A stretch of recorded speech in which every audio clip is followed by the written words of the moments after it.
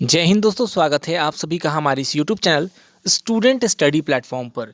दोस्तों, बिहार एसएससी प्रथम इंटर स्तरीय काउंसलिंग में मांगे जा रहे 2014 के पहले का एनसीएल और जाति प्रमाण पत्र को लेकर आज बिहार एसएससी दफ्तर पर छात्रों का हुजूम उमड़ पड़ा। तो आप सभी अपने स्क्रीन पे ये देख पा रहे हैं कि ये छात्रों का हुजूम जिस प्रकार से आज साबित कर दिया कि छात्र एकता में बल होती है। और आज पहली बार बीएसएससी अभ्यर्थी इतनी संख्या में आज बीएसएससी के दफ्तर पहुंचे थे। साथ ही उनका समर्थन देने के लिए बीएसएससी के साथ जो हमेशा से आवाज़ उठाते आए हैं पालीगंज के विधायक संदीप सौरव जी, वो भी आज छात्रों का समर्थन किए हैं। तो आप अपने स्क्रीन पे ये देख सकते हैं कि ये जो है देख सकते हैं कि ये पालीगंज के विधायक संदीप सौरव जी यहाँ पर हैं। इसके अलावा आप यहाँ देखिए, इन्होंने छात्रों का समर्थन किया है और बीएसएससी से मांग की है कि 2014 का जो है पहले का एनसीएल ना लिया जाए और जो जाति प्रमाण पत्र है वो ना लिया जाए, क्योंकि बीएसएससी की ये बहाली पिछले 7 साल पुरानी है और बहुत ऐसे छात्र जिनके पास एनसीएल और जाति प्रमाण पत्र नहीं है। तो आप यहाँ देख सकते हैं कि उन्होंने बीएसएससी को एक लेटर भी लिखा है जिसे अपने वो ट्विटर जो हैंडल पे उन्होंने शेयर भी किया। तो आप यहाँ देख सकते हैं, ये देखिए संदीप सौरव आज बीएसएससी जाकर छात्रों के संघर्ष का समर्थन किया। विभाग के सचिव और अध्यक्ष विभाग में नहीं थे। करेंट एनसीएल देखिए यहाँ पर लिखा गया है, करेंट एनसीएल सर्टिफिकेट मानने और अन्य मांगों पर बीएसएससी के सदस्यों से बात हुई और लेटर दिया गया। और जब तक विभाग नोटिस नहीं जारी करेगी तब तक जो है कि हमारी मांगों को नहीं मानी जाती तो छात्रों का शांतिपूर्ण आंदोलन जारी रहेगा। यानी कि छात्रों के समर्थन में एकमात्र जो है कि विधायक जी हैं जो कि शुरुआत से समर्थन करते आए हैं और अभी तक समर्थन कर रहे हैं। और उन्होंने कहा है कि जब तक अगर ये नोटिस नहीं जारी होती है, एनसीएल की बाध्यता जो है कि 14 के पहले की वो समाप्त नहीं होती है, तो शांतिपूर्ण आंदोलन जो है कि जारी किया रहेगा। और यहाँ देखिए इन्होंने क्या किया है कि बीएसएससी के सदस्यों से बात करके उन्हें एक लेटर भी दिया है। तो आप देख सकते हैं ये लेटर की प्रति भी उन्होंने शेयर यहाँ की है। और देखिए संदीप सौरव, ये लेटर पैड है ये विधायक जी का, संदीप सौरव, सचिव बीएसएससी पटना बिहार। विषय क्या है? बीएसएससी 2014 इंटर स्तरीय बहाली की काउंसलिंग के संबंध में महाशय उक्त विषय के संबंध में कहना है कि बीएसएससी 2014 की इंटर स्तरीय बहाली की काउंसलिंग में छात्र हितों के लिए निम्न बिंदुओं पर विचार किया जाए। तो देखिए यहाँ पर इन्होंने भी निम्न जो है कि बिंदुओं पर विचार करने के लिए कहा है और उसे पॉइंट वाइज दर्शाया है। तो देखिए सबसे पहली जो पॉइंट है यहाँ पर, तो यहाँ पर लिखा गया है कि विज्ञापन में उल्लेख नहीं होने के बावजूद छात्रों से 2014 से पूर्व का नॉन क्रीमिलियर जो है कि सर्टिफिकेट या अन्य दस्तावेज जो मांग है वो अनुचित है।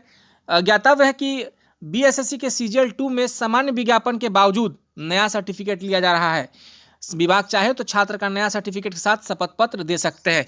यानी कि उन्होंने कहा है कि नया सर्टिफिकेट आप ले लीजिए और साथ में एक शपथ पत्र जो है कि छात्रों से ले लीजिए। सेकेंड क्या है कि विज्ञापन में उल्लेख नहीं होने के बावजूद भी टाइपिंग और कंप्यूटर दक्षता का प्रमाण पत्र की मांग को वापस लिया जाए। तो टाइपिंग की जो है कि टाइपिंग सर्टिफिकेट का कोई जिक्र नहीं था विज्ञापन में। फर्स्ट इंटर स्तरीय की जो बहाली आई थी 2014 में, उसमें कोई जिक्र नहीं था कि आपको जो है कि टाइपिंग का सर्टिफिकेट देना ही देना है। इसके अलावा देखिए तीसरे बिंदु है कि काउंसलिंग में ओबीसी, एससी, एसटी और पीएच अभ्यर्थियों को संविधान सम्मत आरक्षण दिया जाए। इसे ध्यान में रखकर कैटेगरी वाइज कट ऑफ और सभी छात्रों का प्राप्तांक व रैंक जारी किया जाए। मतलब कि एक साथ इन्होंने सभी को साधा है, सभी छात्रों को लेकर चला है और कहा है कि जो लिस्ट आई है 14,410 की या जो भी रिजल्ट आया है उसमें आप कैटेगरी वाइज रिजल्ट जारी कीजिए। अगर किसी कैटेगरी का अगर 100 सीट है तो उस 100 सीट के अकॉर्डिंग में कितना छात्रों का सिलेक्शन हुआ। अगर दिव्यांग का अगर मान लीजिए कि 100 ही सीट है तो 100 सीट पर कितने दिव्यांग का रिजल्ट किया गया। अगर 200 सीट है बीसी का कैंडिडेट्स का तो कितना रिजल्ट आया, ये भी दिखाया जाए और प्राप्तांक भी दिखाया जाए, रैंक भी जारी किया जाए ताकि पता चल सके कि हाँ हमारा इतना रैंक पर था तो मेरी रिजल्ट नहीं हुई, या मेरा इतना है तो मेरा इतना में रिजल्ट हुआ है और मुझे 13,120 में नौकरी लग जाएगी। तो ये सारी मांगों को उन्होंने पत्र के माध्यम से बीएसएससी के सदस्यों को सौंपा है। और देखिए यहाँ पर रिसीविंग भी उनको मिल चुका है। तो यहाँ लिखा गया है कि अतः विगत 7-8 साल से बहाली को पूरा होने की प्रतीक्षा में बैठे अभ्यर्थियों के भविष्य को ध्यान में रखकर उपयुक्त मांगों को संज्ञान में लिया जाए और इस संबंध में अविलंब एक नोटिस जारी की जाए। भवदीय देखिए संदीप सौरव। तो यहाँ पर इन्होंने छात्रों का जो समर्थन किया और छात्रों का समर्थन के साथ साथ इन्होंने सचिव को संज्ञान लेने की भी बात कही है कि आप इस पे संज्ञान लीजिए और जल्द से जल्द एक नोटिस जारी कीजिए और काउंसलिंग में जो जा रहे हैं छात्र उनके साथ अन्याय मत कीजिए। और जो भी छात्र जो रिजल्ट में नहीं आ पाए हैं, फेल हो चुके हैं, उनके लिए कम से कम जो है कि रैंक लिस्ट और प्राप्तांक उनका जो है वो कम से कम पता चल सके। क्योंकि अगर एग्ज़ाम कंडक्ट हुआ तो एग्ज़ाम में क्यों फेल हुए, नहीं हुए, क्या कट ऑफ रहा, नहीं रहा, छात्र का कितना स्कोर आया, कम से कम वो छात्र देखकर ये तसल्ली तो कर सकते हैं कि हाँ मेरा इतना स्कोर था तो मेरा नहीं हुआ। और मैं बता दूं कि हर एक एग्ज़ाम में, सेंट्रल गवर्नमेंट के हर एक एग्ज़ाम में आप देख ले तो बैंकिंग हो, एसएससी हो, रेलवे हो या कोई भी एग्ज़ाम हो, सभी में जो है कि कट ऑफ जारी की जाती है। उसके अलावा जो है कि कट ऑफ के साथ साथ छात्रों का स्कोर दिखाया जाता है और सारी चीज़ें जो है कि पारदर्शिता के तौर पे होती हैं। लेकिन यहाँ बीएसएससी हो चाहे बिहार का कोई और वैकेंसी हो, किसी प्रकार का कोई चीज़ यहाँ पर नहीं दिखाया जाता। और इससे क्या होता है कि जो छात्र पढ़ने वाले होते हैं, एक आध बार फेल भी कर जाते हैं तो उनका मनोबल गिर जाता है, टूट जाता है। और अगर यहाँ पर रैंक लिस्ट, आंसर की या जो भी है ये जारी हो जाता है तो छात्र को पता चलता है कि हाँ मैं आज यहाँ हूँ तो कल मैं उस चीज़ को अचीव कर पाऊंगा। तो छात्रों का मनोबल तोड़ने का कार्य करती है ये आयोग और ये सरकार।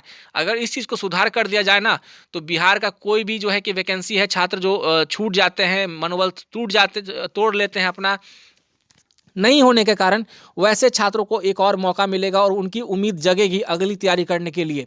तो यही सारी बातें हैं जो दोस्तों यहाँ पर आयोग के समक्ष वो गए थे और जो है कि विधायक साहब ने जो है कि एक पत्र भी लिखा और लिख करके ये मांग की है।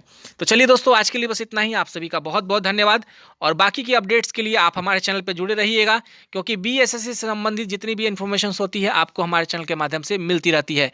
धन्यवाद।